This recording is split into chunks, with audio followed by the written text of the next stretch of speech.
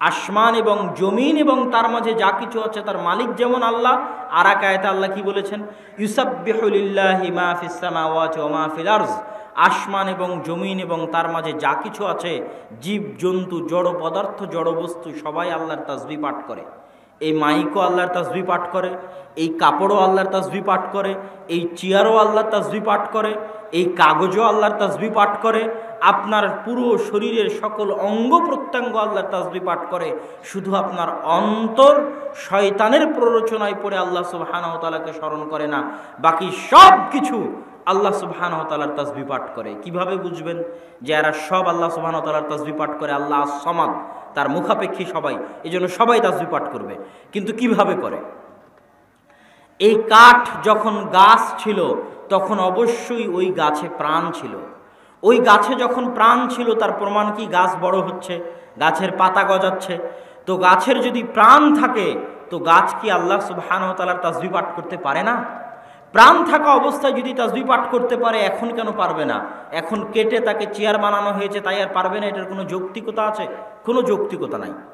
আমরা যখন এই কাপড় ব্যবহার করছি, ব্যবহারের আগে এটা তুলা ছিল, সুতা ছিল, সুতার আগে তুলা ছিল, তুলার আগে কোনো গাছে ফুল আকারে ছিল, ওই গাছে প্রাণ ছিল। তখন যদি সে আল্লাহর তাসবিহ পাঠ করতে পারে, এখন কেন তাসবিহ পাঠ করতে পারবে না? এটার কি কোনো যৌক্তিকতা আছে যে সে এখন তাসবিহ পাঠ করতে পারবে না? বিল্ডিং তৈরি করা হয়েছে, পোড়ানো হয়েছে মাটিকে, মাটির জীবন আছে। প্রমাণ কি? মাটির মধ্যে একটা দানা ফেললে গাছ গজায়। মাটির যদি কোনো শক্তিই না থাকে, মাটির যদি কোনো পাওয়ারই না থাকে, কেমনে মাটি থেকে গাছ গজায়? মাটির যদি নিজস্ব কোনো ক্ষমতাই না থাকে, নিজস্ব কোনো পাওয়ারই না থাকে, নিজস্ব কোনো শক্তিই না থাকে, তাহলে মাটি থেকে গাছ কেমনে গজায়?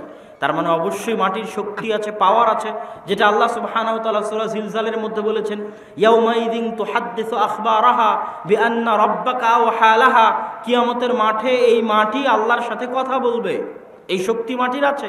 সারা পৃথিবীতে যে যা করছে সব মাটি ভয়ঙ্কর যন্ত্রের মতো সব ক্যাচ করে রাখতেছে, সেভ করে রাখতেছে।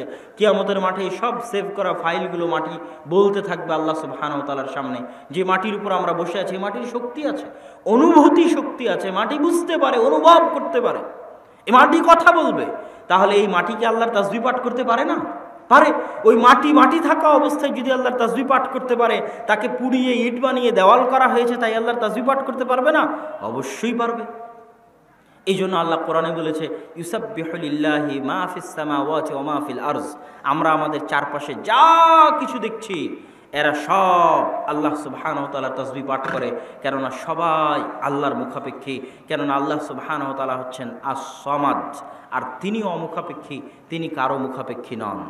সম্মানিত উপস্থিতি, আল্লাহ সুবহানাহু ওয়া তাআলার দ্বিতীয় যে গুণ নিয়ে আজকে আমরা আপনাদের সামনে আলোচনা করব সেটা হচ্ছে লতিফ। লতিফ আল্লাহ সুবহানাহু ওয়া তাআলার একটি নাম, একটি গুণ, যার শাব্দিক অর্থ হচ্ছে সূক্ষ্মদর্শী।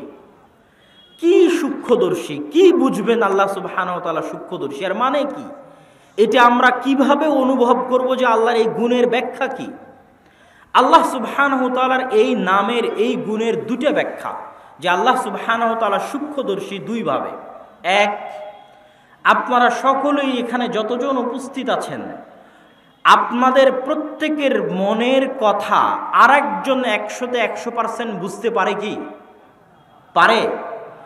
এমন জীবনে আপনার বহু পরিবেশ গেছে যখন আপনার অবস্থাটা আপনি আপনার বউকেও বুঝাতে পারেন না, আপনার মনের অবস্থাটা আপনার ছেলেকেও বুঝাতে পারেন না, আপনার মনের অবস্থাটা আপনার বাপকেও বুঝাতে পারেন না। এরকম আপনার জীবনে বহু ঘটনা, বহু কিছু আপনার জীবনে ঘটে গেছে। এবং প্রতিনিয়ত কেউই, কোনো মানুষই তার মনের অনুভূতি পরিপূর্ণরূপে আরেকজন সে যেভাবে অনুভব করছে ঠিক সেভাবেই আরেকজন অনুভব করবে, এটা অসম্ভব, এটা পারে না। আপনার স্ত্রীও পারে না, আপনার ছেলেও পারে না, আপনার বাপও পারে না। এই জন্য কথায় কথায় আমরা বলি যে তুমি আমাকে বুঝতে পারলা না, তুমি আমাকে বুঝার চেষ্টা করো।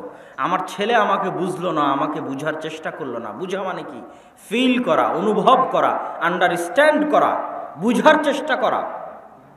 তাহলে আপনার মনে যা কিছু চলছে, আপনার আনন্দ, আপনার দুঃখ, আপনার বেদনা, এইটার আপনি যে অনুভব করেন, এই অনুভবটা 1 100-তে 100 একমাত্র একজনই অনুভব করতে পারে, একজনই ফিল করতে পারে, আন্ডারস্ট্যান্ড করতে পারে, সেটার অর্থ হচ্ছে লতিফ। সূক্ষ্ম থেকে সূক্ষ্মভাবে আল্লাহ সুবহানাহু ওয়া তাআলা আপনার মনকে পড়তে পারে, এই জন্য তিনি লতিফ।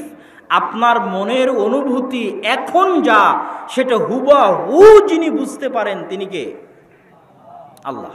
এটা হলো লতিফ নামের অর্থ।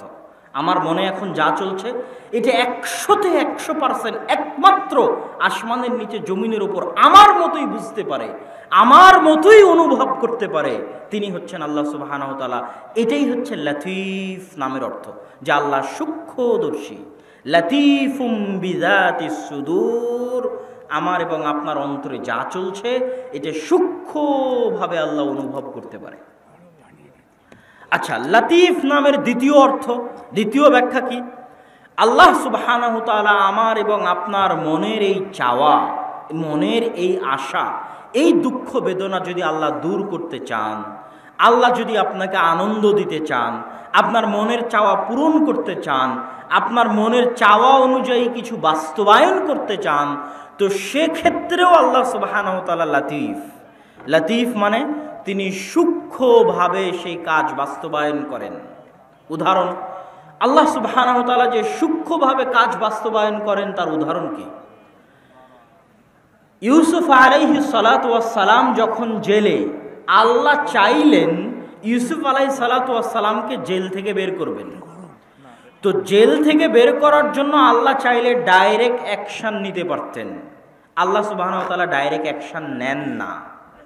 এই জন্য মানুষ আল্লাহর নাম জানে না, আল্লাহকে বুঝে না, আল্লাহকে অনুভব করতে পারে না, এই জন্য মানুষ হতাশ হয়। মানুষ চায় ডাইরেক্ট অ্যাকশন, কিন্তু আল্লাহ তো বলছে আমি লতিফ, আমি ডাইরেক্ট অ্যাকশন নিই না, আমি সূক্ষ্মভাবে কাজ করি। তুমি ধরতেও পারবা না যে এই কাজের পিছনে আমার এই উদ্দেশ্য। তোমার কাছে মনে হবে এটা অকল্যাণ, কিন্তু এর পিছনে কল্যাণ আছে। তোমার কাছে মনে হবে এটা কল্যাণ, কিন্তু এর পিছনে অকল্যাণ আছে, কেননা আমি কাজ করি সূক্ষ্ম থেকে সূক্ষ্মভাবে। ইউসুফ আলাইহিস সালাতু ওয়াস সালামকে জেল থেকে বের করার জন্য ডাইরেক্ট অ্যাকশন কি হতে পারে? সরাসরি ফেরেশতা এসে জেলের দরজা ভেঙে দিলেই তো জেল থেকে বের হয়ে যায়। কিন্তু আল্লাহ সুবহানাহু ওয়া তাআলা ডাইরেক্ট অ্যাকশন নিলেন না, তিনি সূক্ষ্মভাবে কাজ করেন। বাদশাহ একটা স্বপ্ন দেখলো, বাদশাহ জানলো না, বুঝতেও পারলো না যে এই স্বপ্নের ফলে একটা সময় ইউসুফ জেল থেকে বের হয়ে মন্ত্রী হবে। কিন্তু ওই ছোট্ট কারণকে আল্লাহ, স্বপ্নের কারণকে আল্লাহ সুবহানাহু ওয়া তাআলা ইউসুফ আলাইহিস সালাতু ওয়াস সালামের জেল থেকে বের হয়ে মন্ত্রী হওয়া পর্যন্ত পৌঁছে দিলেন। মুসা আলাইহিস সালাতু ওয়াস সালামকে যখন তার মা বাক্সবন্দি করে নদীতে ফেলে দিল, তো ফেরাউন চেষ্টা করতেছে কেউ যেন বানু ইসরায়েলের এমন কোনো সন্তান জন্ম না নেয় যে তার রাজত্বের জন্য হুমকি হয়ে দাঁড়াবে। ইয়াযবাহুনা আবনাআহুম ওয়া ইস্তাহয়ুনা নিসাআহুম, প্রকাশ্যে জবাই করার আদেশ দিয়েছে। লক্ষ লক্ষ কোটি কোটি বানু ইসরায়েলের ছোট্ট ছোট্ট বাচ্চাকে প্রকাশ্যে জবাই করা হয়েছে। কিন্তু আল্লাহ সুবহানাহু ওয়া তাআলা ডাইরেক্ট অ্যাকশন নিয়েছেন ফেরাউনের বিরুদ্ধে? ডাইরেক্ট অ্যাকশনে যাননি। আল্লাহ হচ্ছেন লতিফ, এত সূক্ষ্মভাবে কাজ করেন যে যে সূক্ষ্মতা ফেরাউনও ধরতে পারেনি। আল্লাহ সুবহানাহু ওয়া তাআলা মুসা আলাইহিস সালাতু ওয়াস সালামকে তার ঘরেই লালন পালন করিয়েছেন। কেন? তিনি লতিফ, সূক্ষ্ম থেকে সূক্ষ্মভাবে কাজ করেন। মুসা আলাইহিস সালাতু ওয়াস সালামকে যখন তার মায়ের কাছে ফেরত দিতে চেয়েছেন, আল্লাহ সুবহানাহু ওয়া তাআলা ডাইরেক্টলি ফেরত দেননি। মুসা আলাইহিস সালাতু ওয়াস সালাম কারো দুধে মুখই দেন না। যখন তার মা লাইনে দাঁড়ালো তখন তার মায়ের দুধে মুখ দিলেন, পরিচয়ও প্রকাশ হলো না, সন্তানকে মায়ের কাছেও ফিরিয়ে দিলেন। এর নাম হচ্ছে লতিফ। সূক্ষ্ম থেকে সূক্ষ্মভাবে আল্লাহ সুবহানাহু ওয়া তাআলা কাজ করেন। আল্লাহ সুবহানাহু ওয়া তাআলা পবিত্র কোরআন মাজিদে নিজের লতিফের কথা বলতে গিয়ে বলেছেন, আল্লাহু লতিফুম বিইবাদিহি, আমার এবং আপনার সাথে আল্লাহ ব্যবহার করে। আমরা যেমন একে অপরের সাথে ব্যবহার করি, ওইরকম আল্লাহ আমাদের সাথে ব্যবহার করেন, আচরণ করেন। আল্লাহ সুবহানাহু ওয়া তাআলা আমাদের সাথে কিভাবে আচরণ করেন? লতিফুম বিইবাদিহি, লতিফ হয়ে আচরণ করেন। সূক্ষ্ম থেকে সূক্ষ্মভাবে তিনি আমাদের সাথে আচরণ করেন, ব্যবহার করেন। আলা ইয়ালামু মান খালাকা ওয়া হুয়াল লতিফুল খাবীর। আল্লাহ সুবহানাহু ওয়া তাআলা হচ্ছেন লতিফ এবং খাবীর। এই জন্য ইউসুফ আলাইহিস সালাতু ওয়াস সালামের পুরো ঘটনা যখন আল্লাহ কোরআনে বর্ণনা করা শেষ করে দিয়েছে, ঘটনার শুরু থেকে নিয়ে শেষ পর্যন্ত, শুরু কোথায় হয়েছে ঘটনার? ইউসুফ আলাইহিস সালাতু ওয়াস সালাম স্বপ্নে দেখে বলছেন, ইয়া আবাতি ইন্নী রাআইতু, হে আমার পিতা, আমি স্বপ্নের মধ্যে দেখছি আহাদা আশারা কাওকাবান, 11টা তারকা আমাকে সিজদা করছে। এটা হচ্ছে পবিত্র কোরআনে ইউসুফ আলাইহিস সালামের ঘটনার শুরু। ঘটনা চলতে চলতে চলতে চলতে চলতে চলতে বাপ, বেটা এবং 10 ভাই সবাই মিলে যখন মিশরে আসলো, মিশরে এসে যখন সম্মানসূচক সিজদা করছে ইউসুফ আলাইহিস সালাতু ওয়াস সালামের কাছে, তখন ইউসুফ আলাইহিস সালাতু ওয়াস সালাম, কোরআনের মধ্যে বর্ণিত আছে যে তিনি তার বাপকে বলছেন, ইয়া আবাতি হাদা তাবিলু রুইয়া, ওই যে ছোটবেলায় স্বপ্নে দেখেছিলাম 11টা তারকা আমাকে সিজদা করছে, এইটা হচ্ছে সেই স্বপ্নের ব্যাখ্যা। এখন আপনারা 11 জন যে আমাকে সম্মানের সিজদা করছেন, এটা হচ্ছে সেই স্বপ্নের ব্যাখ্যা। তারপরের বাক্যটা কি আল্লাহ সুবহানাহু ওয়া তাআলার? ইন্না রব্বি লাতীফুল লিমা ইয়াশা, আমার প্রতিপালক যদি কিছু করতে চান তিনি অনেক সূক্ষ্মভাবে করেন। তাহলে ওই যে 11টা তারকা সিজদা করবে, সেটা পূরণ হতে যে 20 থেকে 30 বছর লাগলো, এই 20-30 বছর আল্লাহ সুবহানাহু ওয়া তাআলা সূক্ষ্মভাবে কাজ করেছে। তার মধ্যে 7 বছর জেলে থাকা আছে। তো 7 বছর যদি কেউ জেলে থাকে, সে তো অতিষ্ঠ হয়ে যাবে, অধৈর্য হয়ে যাবে, ক্লান্ত হয়ে যাবে। কিন্তু কেউ যদি জানে যে আল্লাহ সুবহানাহু ওয়া তাআলা লাতীফ, তিনি মানুষের জন্য সূক্ষ্মভাবে কাজ করেন, সে হতাশ হবে না। অবশ্যই অকল্যাণের পিছনে কোনো কল্যাণ থাকতে পারে। এখনই আপনার বিমান মিস হয়ে গেল, আপনি হতাশ হতে পারেন। কিন্তু আপনি যদি জানেন আজকের বক্তব্য শোনার পর যে আল্লাহ সুবহানাহু ওয়া তাআলা লাতীফ, অবশ্যই বিমান মিসের পিছনে আপনার কোনো কল্যাণ আল্লাহ রাখতে পারে, কেননা উনি সূক্ষ্মভাবে কাজ করেন। ওই সূক্ষ্মতা ধরার মতো জ্ঞান আপনার নাই, ওই সূক্ষ্মতা বুঝার মতো জ্ঞান আপনার নাই। এই জন্য মানুষ যেটা কল্যাণ মনে করে সেটাই যে কল্যাণ হবে এটা নয়, আর মানুষ যেটা অকল্যাণ মনে করে সেটাই যে অকল্যাণ হবে এটা নয়। এটা হচ্ছে আল্লাহ সুবহানাহু ওয়া তাআলার অন্যতম একটি গুণ, লাতীফের ব্যাখ্যা আমরা বুঝলাম। আল্লাহ সুবহানাহু ওয়া তাআলার তৃতীয় যে গুণ আজকে আমরা আলোচনা করব সেটা হচ্ছে আল ওয়াকিল। ওয়াকিল কি? আমরা বাংলায় যেটাকে উকিল বলি সেটাই ওয়াকিল, আরবিতে ওয়াকিল, বাংলায় উকিল। তো আল্লাহ সুবহানাহু ওয়া তাআলা উকিল। উকিল মানে কি?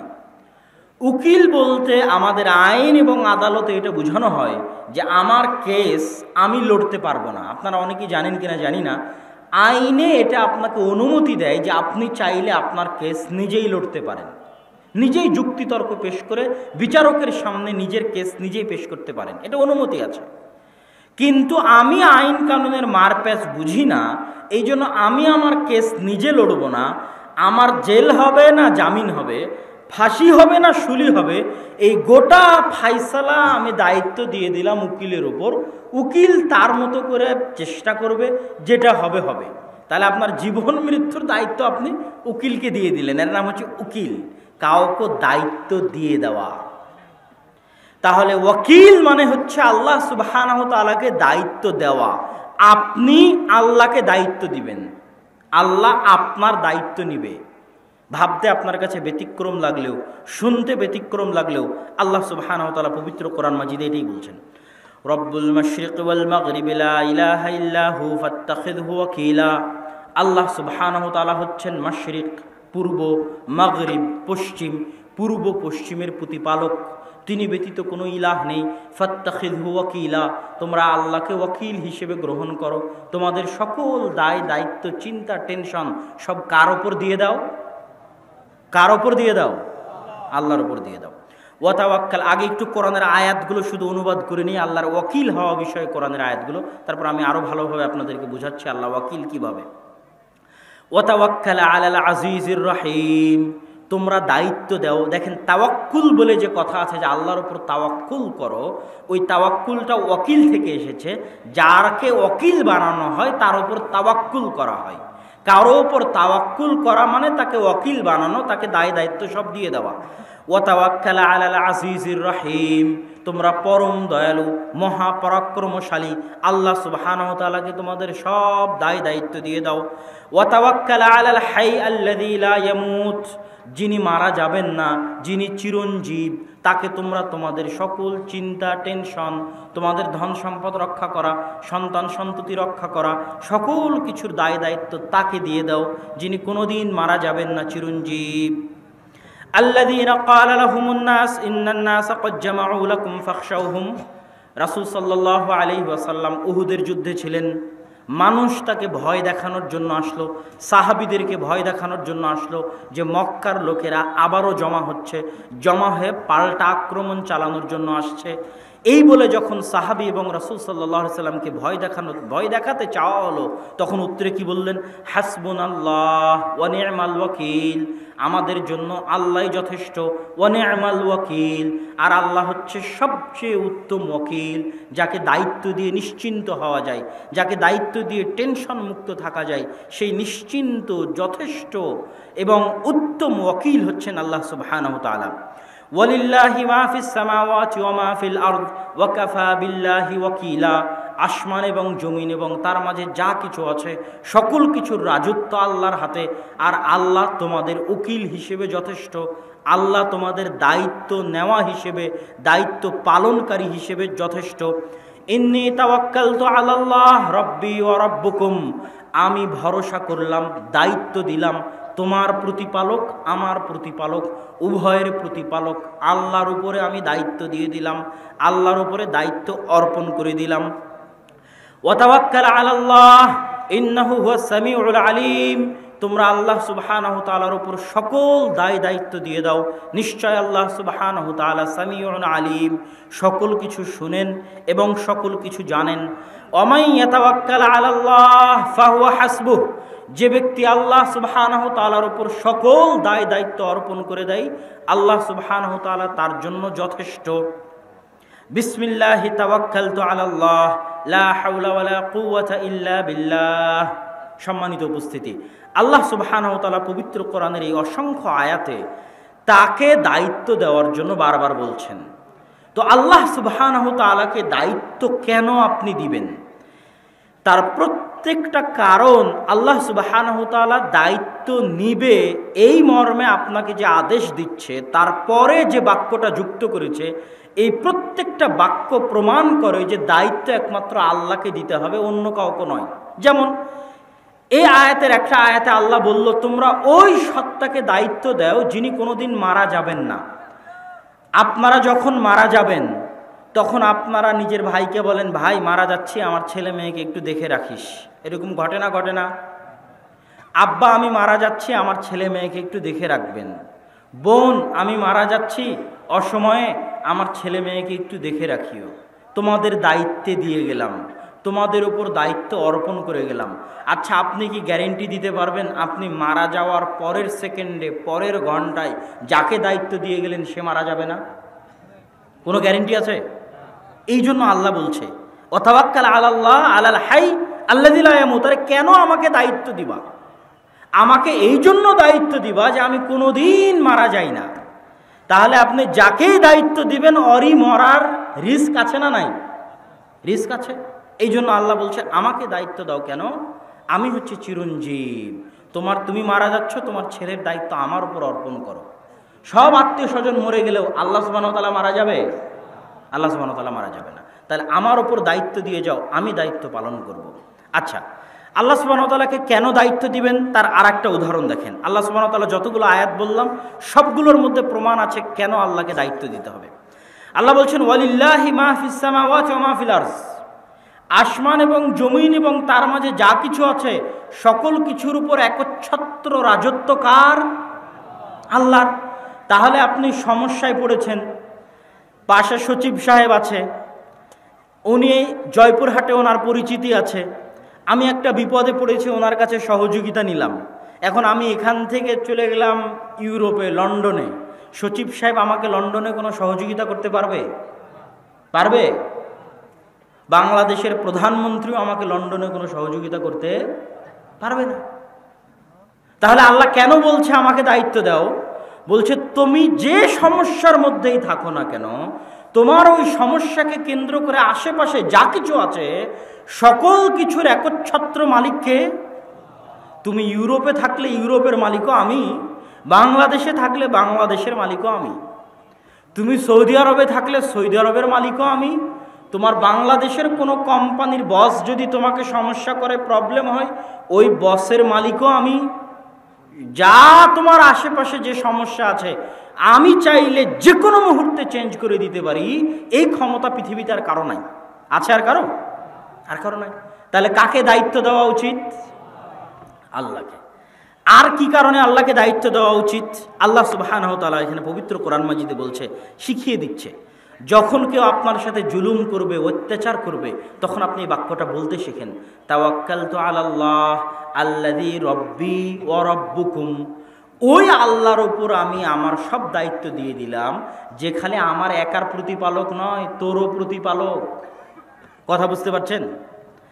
যে আপনার উপর জুলুম করছে, অত্যাচার করছে, যার সাথে আপনার সমস্যা আছে, তাকে এই বাক্যটা বলতে শিখুন, যেটা আল্লাহ বলতে শিখিয়েছে, যে আমি আমার আমার ওপর হওয়া সকল অত্যাচার অন্যায়ের দায়িত্ব ওই আল্লাহর ওপর দিলাম, যিনি শুধু আমার প্রতিপালক নয়, তোরও প্রতিপালক। তথা তিনি চাইলে এর যে কোনো প্রতিশোধ তোর ওপরেও নিতে পারেন, যেটা আসলে পৃথিবীর আর কারো পক্ষে সম্ভব নয়। কেন?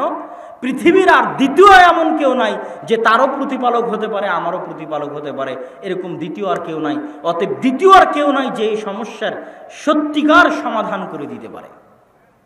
সম্মানিত উপস্থিতি, আল্লাহ সুবহানাহু ওয়া তাআলাকে ওয়াকিল হিসেবে গ্রহণ করলে আল্লাহ সুবহানাহু ওয়া তাআলা যে তার দায়িত্ব পালন করেন, তার নমুনা, তার একটা নমুনা আপনাদের সামনে পেশ করি। আল্লাহ সুবহানাহু ওয়া তাআলা দায়িত্ব নিলে তিনি দায়িত্ব পালন করেন। কিভাবে?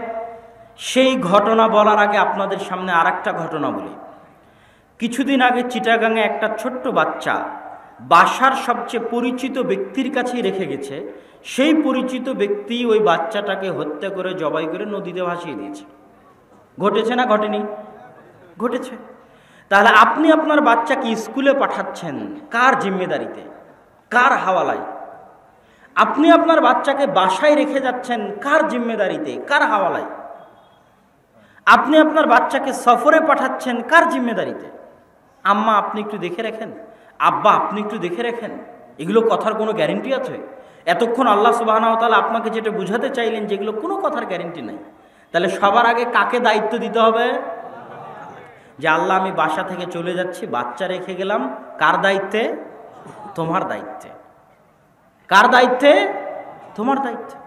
হে আল্লাহ, আমার সন্তানকে সফরে পাঠালাম, আস্তাউদিউকুমুল্লাহ, আমার সন্তানের যাবতীয় হেফাজতের দায়িত্ব আমি কার ওপর দিলাম? আল্লাহর ওপর দিলাম। এবার আল্লাহ দায়িত্ব নিলে যে পূরণ করে, তার দুটো উদাহরণ আপনাকে দিব। এক,